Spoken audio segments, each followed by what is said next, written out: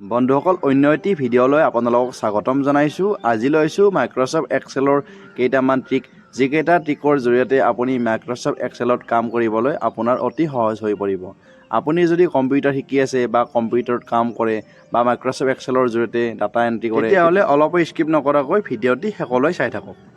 Microsoft word বা Microsoft Excel সম্পৰ্কীয় video' ইতিমধ্যে আপলোড দিছোঁ, আপুনি প্লে' লিষ্টত যাই চাব পাৰিব। বন্ধুসকল এতিয়া কম্পিউটাৰৰ স্ক্ৰীনৰ পিনে আহিছোঁ। কম্পিউটাৰৰ স্ক্ৰীনত দিয়া আছে 11জন মানুহৰ নাম। তাত আছে ফাৰ্ষ্ট নেম আছে, তাৰপিছত আছে লাষ্ট নেম। এই ফাৰ্ষ্ট নেম আৰু লাষ্ট নেমটোক আমি একেলগে ফুল নেমলৈ লৈ আহিব লাগে। ইয়াত যদিও মই দেখাবৰ কাৰণে 11জন মানুহৰ নাম লৈছোঁ, ইয়াতকৈ বেছিও নাম থাকিব পাৰে, গতিকে ইয়াতে আমি এটা এটাকৈ মেনুৱেলি লিখিব লাগিলে বহুতখিনি সময় লাগিব। এক্সেলৰ শ্বৰ্টকাট ট্ৰিকৰ জৰিয়তে এই কামখিনি অতি কম সময়ৰ ভিতৰতে কৰি দেখাম। তাৰ কাৰণে ইয়াতে ফাৰ্ষ্ট নেম দীপক আছে, ইয়াতে দীপক লিখক, লাষ্ট নেম কলিতা লিখক। লিখাৰ পিছত আপুনি Ctrl+E প্ৰেছ কৰি দিব। Ctrl+E প্ৰেছ কৰি দিয়াৰ লগে লগে গোটেইখিনি ইয়াতে ফিল আপ হৈ যাব।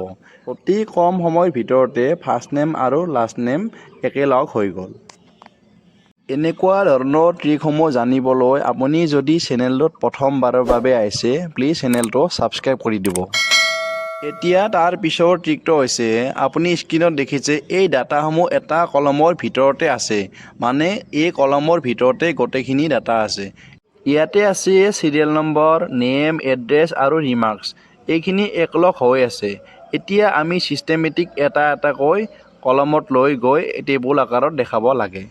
এই ডাটাখিনি মাত্ৰ এটা কলমত আছে। এতিয়া চিৰিয়েল নম্বৰটোক এটা কলমত লৈ যাম, নামটো এটা কলমত লৈ যাম, এড্ৰেছ এটা কলমত লৈ যাম, আধাৰ কাৰ্ড আছে এটা কলমত লৈ যাম, ৰিমাৰ্কছ এটা কলমত লৈ যাম। এইখিনি লৈ যাবলৈ হ'লে পোনপ্ৰথমতে আপুনি ওপৰত যাওক। ওপৰত গৈ ডাটাত ক্লিক কৰি দিব। এই ওপৰত চাওক ডাটাত আছে, ওপৰত চাওক ডাটা আছে, ইয়াতে ক্লিক কৰি দিছোঁ। ইয়াতে ক্লিক কৰি দিয়াৰ পিছত ইয়াতে আহিব টেক্সট টু কলম। তাৰপিছত আহিব ইয়াতে ডিলিমিটেড আৰু আহিব ফিক্সড উইথ। আমি ইয়াতে ডিলিমিটেড ক্লিক কৰিম। ডিলিমিটেড ইয়াতে ক্লিক কৰিছোঁ। তাৰপিছত নেক্সটত ক্লিক কৰিছোঁ। নেক্সটত ক্লিক কৰাৰ পিছত আহিব টেব, ছেমিকলন, তাৰপিছত কমা, তাৰপিছত স্পেচ, তাৰপিছত আহিব আদাৰ্ছ। এই ডাটাখিনি যিহেতুকে ছেমিকলন বা কমা নাই, ইয়াতে স্পেচ আছে, গতিকে স্পেচত ক্লিক কৰি নেক্সটত ক্লিক কৰি দিম। তাৰপিছত নেক্সট কৰিব, নেক্সট কৰি ফিনিছ কৰি দিব। ফিনিছ কৰি দিয়াৰ লগে লগে ডাটাখিনি ছেপাৰেট হৈ যাব। এতিয়া ডাটাখিনি ছেটিং কৰি লৈছোঁ। তাৰপিছত গোটেইখিনি ছেপাৰেট হৈ গ'ল। এতিয়া চিৰিয়েল নম্বৰ, নেম, এড্ৰেছ, আধাৰ কাৰ্ড, ৰিমাৰ্কছ গোটেইখিনি ছেপাৰেট হৈ গ'ল। এতিয়া চিলেক্ট কৰি চাইজটো বঢ়াই লৈছোঁ। গোটেইখিনি চিলেক্ট কৰি এতিয়া টেবিল বনাই ল'লোঁ। এনেকৈ টেবিল আকাৰত বনাই ল'ব পাৰিব। বন্ধুসকল এতিয়া নেক্সট ট্ৰিকৰ পিনে আগবাঢ়িছোঁ। সেই একেখন টেবিলে লৈছোঁ। ইয়াতে দেখাম আধাৰ কাৰ্ড নম্বৰৰ 4টা ডিজিটৰ আগে আগে হাইফেন নম্বৰ কেনেকৈ দিব পাৰি। ইয়াতে 12টা ডিজিট আছে।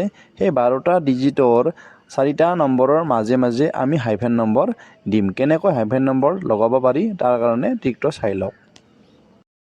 তাৰ কাৰণে আধাৰ কাৰ্ড নম্বৰখিনি চিলেক্ট কৰি লৈছোঁ। চিলেক্ট কৰি মাউচত আপুনি ৰাইট ক্লিক কৰিব।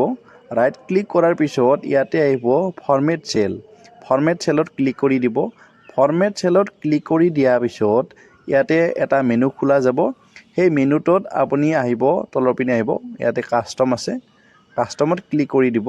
কাষ্টমত ক্লিক কৰি দিয়াৰ পিছত ইয়াতে 0 আছে, 0ত ক্লিক কৰি দিব। ইয়াতে 0ত ক্লিক কৰি দিয়াৰ পিছত 4টা 0 এণ্টাৰ কৰিব। 4টা 0 এণ্টাৰ কৰি হাইফেন ক্লিক কৰিব। তাৰপিছত আৰু 4টা 0 ক্লিক কৰিব। তাৰপিছত হাইফেন ক্লিক কৰিব। হাইফেন ক্লিক কৰি ইয়াতে অ'কে কৰি দিব। অ'কে কৰি দিয়াৰ লগে লগে আপোনাৰ 4টা নম্বৰৰ আগে হাইফেন নম্বৰ আহি যাব। ভিডিঅ'টি শেষলৈ চোৱাৰ বাবে ধন্যবাদ থাকিল। লগতে কেনেকুৱা লাগিল কমেণ্ট ছেকশ্যনত কমেণ্ট কৰি জনাব। ধন্যবাদ।